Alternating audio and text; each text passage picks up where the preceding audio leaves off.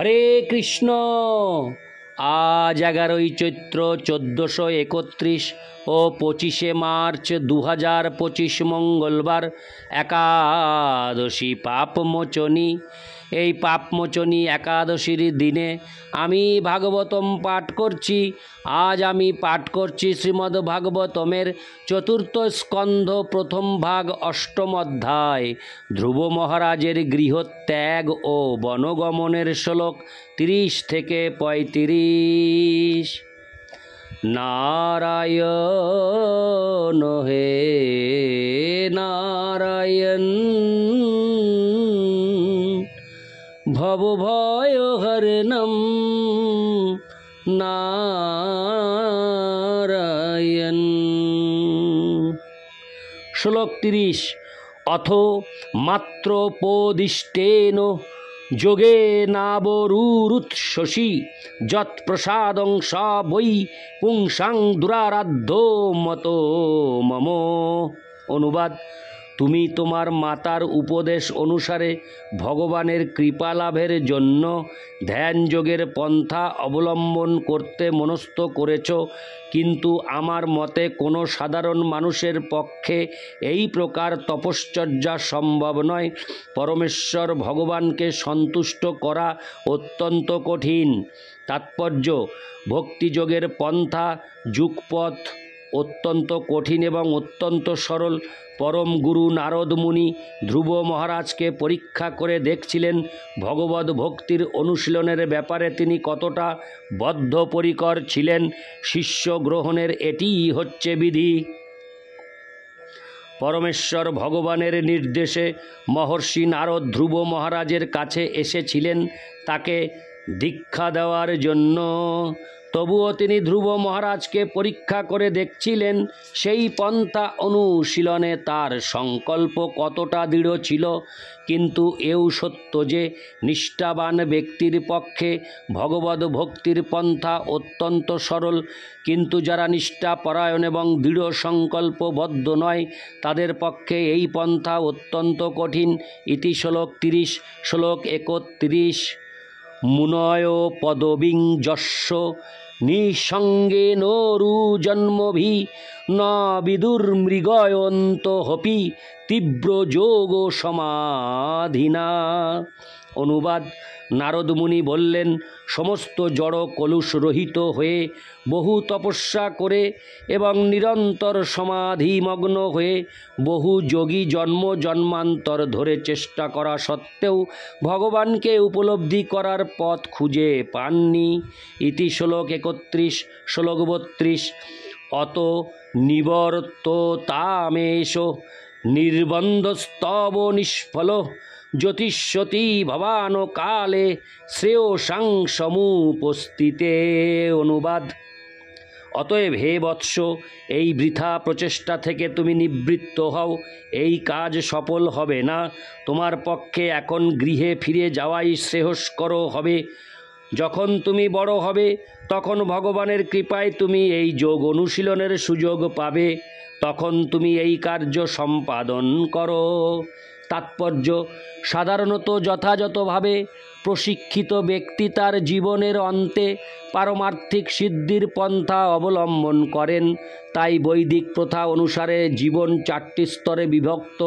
প্রথমে ব্রহ্মচারী রূপে শিক্ষার্থী সদ্গুরুর প্রামাণিক তত্ত্বাবধানে বৈদিক জ্ঞান অধ্যয়ন করেন। তারপর তিনি গৃহস্থ আশ্রমে প্রবেশ করে বৈদিক পন্থা অনুসারে গৃহস্থের কর্তব্য সম্পাদন করেন। তারপর গৃহস্থ বানপ্রস্থ হন এবং ধীরে ধীরে পরিণত হয়ে তিনি পরমেশ্বর ভগবানের সেবায় নিজেকে সম্পূর্ণরূপে উৎসর্গ করে সন্ন্যাস আশ্রম অবলম্বন করেন। সাধারণত মানুষ মনে করে যে শৈশব জীবনে খেলাধুলায় মত্ত থাকার সময়, যৌবনে যুবতী রমণীদের সঙ্গ সুখ উপভোগ করার সময় এবং বার্ধক্যে বা মৃত্যুর সময়ে ভগবদ ভক্তি বা যোগ সাধন করার চেষ্টা করা যেতে পারে, কিন্তু এই সিদ্ধান্ত নিষ্ঠাবান ভক্তদের ক্ষেত্রে প্রযোজ্য নয়।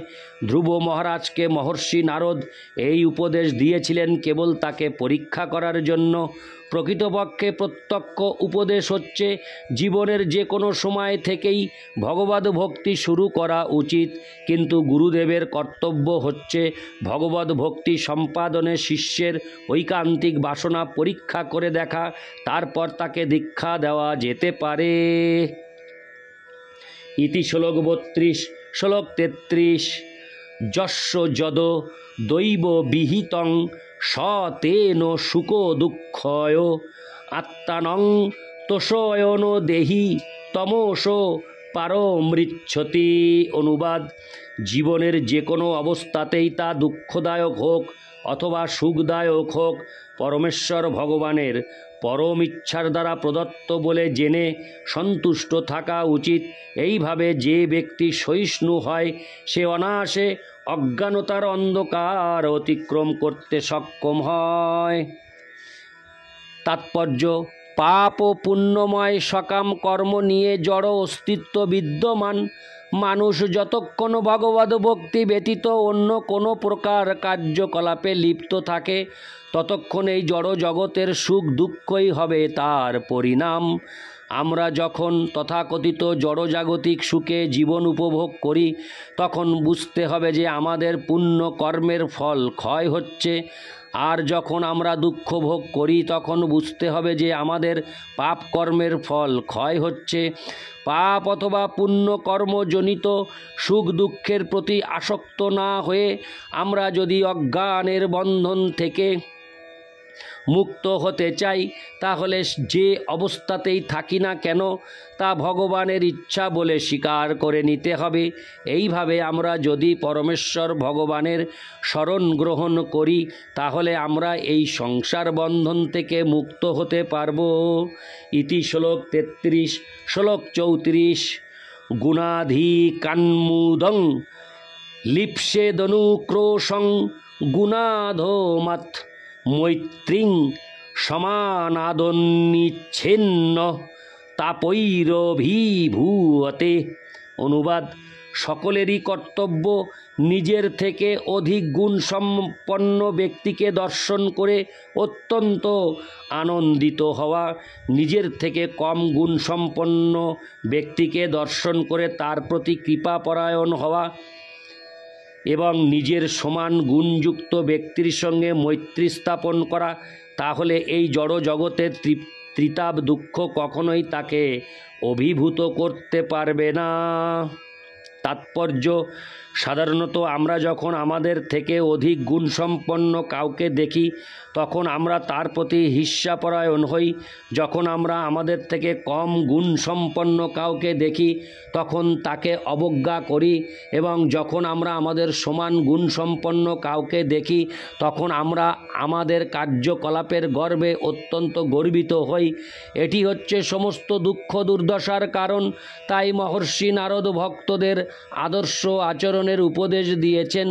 অধিক গুণসম্পন্ন ব্যক্তির প্রতি ঈর্ষাপরায়ণ না হয়ে প্রীতিপূর্বক তাকে স্বাগত জানানো উচিত। কম গুণসম্পন্ন ব্যক্তির প্রতি পীড়াদায়ক না হয়ে তাদের প্রতি কৃপাপরায়ণ হওয়া উচিত, যাতে তারা উপযুক্ত স্তরে উন্নীত হতে পারে। আর সমগুণ সম্পন্ন ব্যক্তির সঙ্গে সাক্ষাৎ হলে তাদের সম্মুখে নিজের কার্যকলাপের জন্য গর্বিত না হয়ে তাদের সঙ্গে বন্ধুর মতো আচরণ করা উচিত। কৃষ্ণকে ভুলে যাওয়ার ফলে দুঃখ দুর্দশায় জর্জরিত সাধারণ মানুষদের প্রতি সকলেরই কর্তব্য কৃপাপরায়ণ হওয়া। এইভাবে আচরণ করলে মানুষ এই জগতে সুখী হতে পারবে। ইতি শ্লোক 34। শ্লোক 35। ধ্রুব উবাচ সোহং সমো ভগবতা সুখ দুঃখ হতাত্মনাম দর্শিত কৃপয়া পুংসাং দুর্দর্শ হস্তদ্বিদৈস্তুজ। অনুবাদ: ধ্রুব মহারাজ বললেন, হে নারদ ঋষি, যাদের হৃদয় জড় জগতের সুখ এবং দুঃখের দ্বারা বিচলিত, তাদের মনের শান্তি লাভের জন্য আপনি কৃপাপূর্বক যে উপদেশ দিয়েছেন তা অবশ্যই অত্যন্ত মঙ্গলজনক, কিন্তু আমি অজ্ঞানের অন্ধকারে আচ্ছন্ন এবং তাই এই প্রকার দর্শন আমার হৃদয়কে স্পর্শ করেনি। তাৎপর্য, বিভিন্ন শ্রেণীর মানুষ রয়েছে।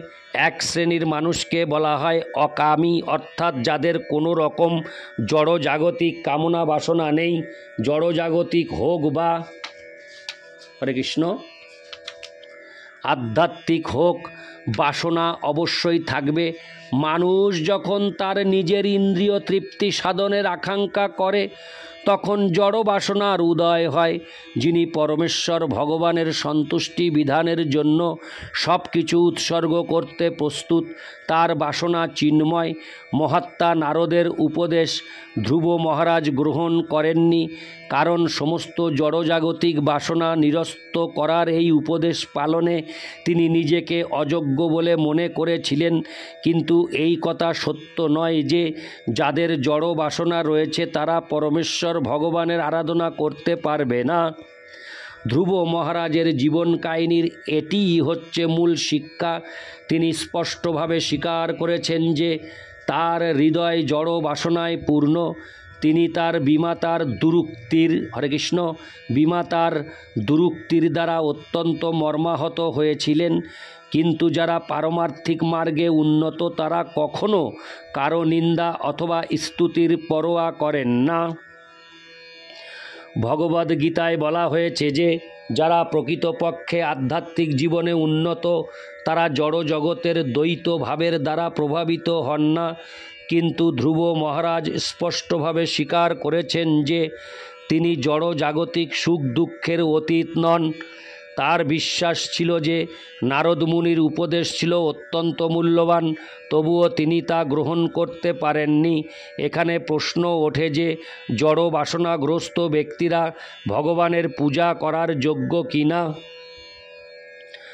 তার উত্তর হচ্ছে যে সকলেই ভগবানের পূজা করার যোগ্য। কারো যদি জড়জাগতিক বহু কামনা বাসনা থেকেও থাকে তা হলেও তার উচিত ভক্তি সহকারে পরমেশ্বর ভগবান শ্রীকৃষ্ণের আরাধনা করা, যিনি কৃপাপূর্বক সকলের বাসনা পূর্ণ করেন। হরে কৃষ্ণ পূর্ণ করেন।